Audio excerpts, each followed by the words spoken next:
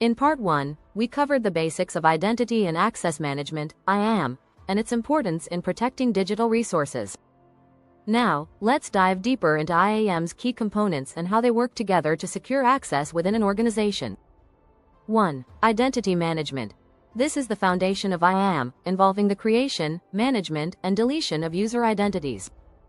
By assigning unique identities, organizations can track and control each user's access, ensuring they have permissions appropriate to their role. 2. Access Management. Access management determines what resources each user can access and what actions they can perform. Key processes include 1. Authentication, verifying a user's identity through passwords, biometrics, etc. 3. Security enhancements. Modern IAM systems utilize multi-factor authentication, MFA, role-based access control, RBAC, and single sign-on, SSO, to boost security while simplifying access.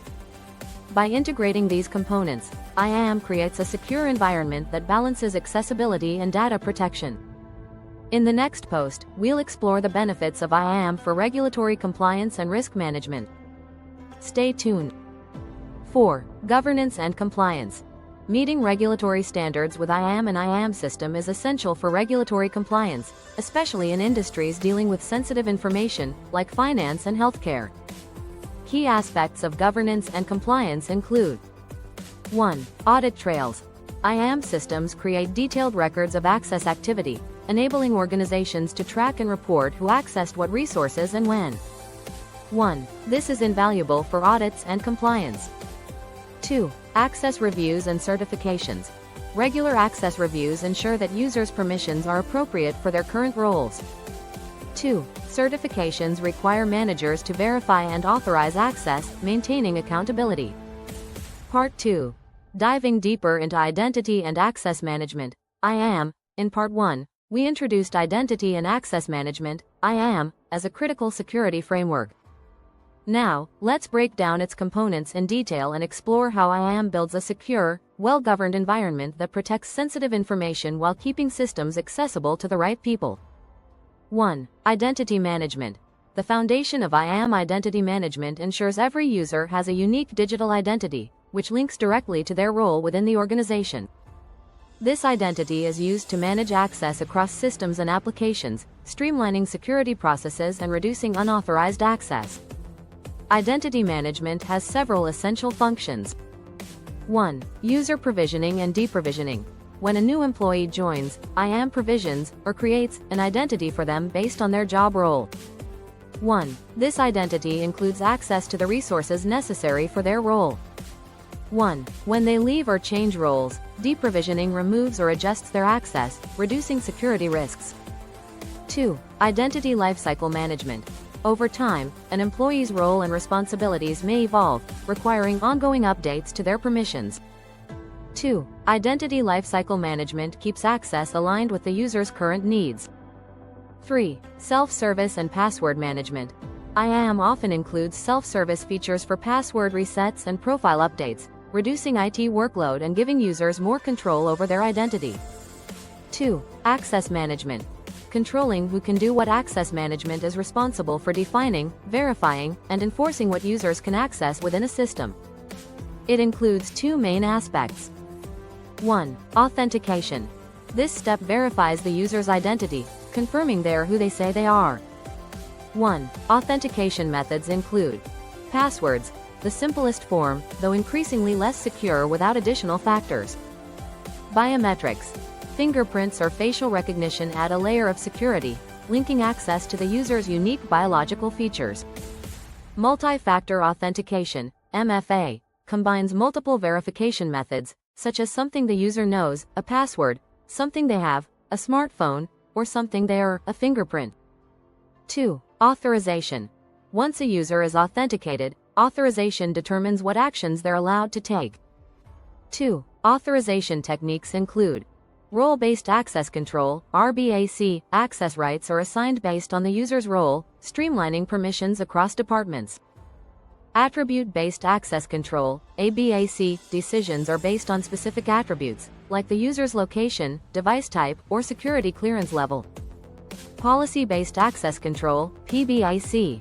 This allows fine-grained permissions based on organizational policies, providing a flexible but complex approach to access management. 3. Security enhancements within IAM frameworks often employ additional tools and features that bolster security while streamlining the user experience. Here are a few commonly used enhancements. 1. Single sign-on, SSO. SSO allows users to access multiple applications with one set of login credentials. 1. This reduces password fatigue, minimizes help desk calls, and enhances security by reducing the number of passwords users need to manage. 2. Federated identity management. In federated identity systems, users can access resources across multiple organizations without needing separate logins for each system. 2. Examples include signing in with corporate credentials across partner organizations or accessing external services like Google or Microsoft using company login details. 3. Adaptive authentication. This approach adjusts the authentication process based on risk factors, such as location, device, and behavior, adding extra security when a login seems unusual. 4. Governance and compliance. Meeting regulatory standards with IAM system is essential for regulatory compliance, especially in industries dealing with sensitive information, like finance and healthcare. Key aspects of governance and compliance include: 1. Audit trails. IAM systems create detailed records of access activity, enabling organizations to track and report who accessed what resources and when. 1. This is invaluable for audits and compliance. 2. Access reviews and certifications. Regular access reviews ensure that users' permissions are appropriate for their current roles. 2. Certifications require managers to verify and authorize access, maintaining accountability. 3. Data protection compliance. IAM supports compliance with regulations like GDPR, HIPAA, and SOX by controlling access to personal and financial data, protecting sensitive information, and enabling secure data processing. 5. IAM best practices and implementation challenges. Implementing IAM comes with challenges, but following best practices can improve outcomes. 1. Define clear roles and policies. Establish clear, role-based permissions aligned with organizational policies to simplify access management and minimize errors. 2. Regularly review and update access permissions. Access reviews are vital for keeping permissions up to date as employees move within the organization. 3. Ensure employee training and awareness. Educate users on security best practices, such as recognizing phishing attacks, creating strong passwords, and securely handling sensitive information.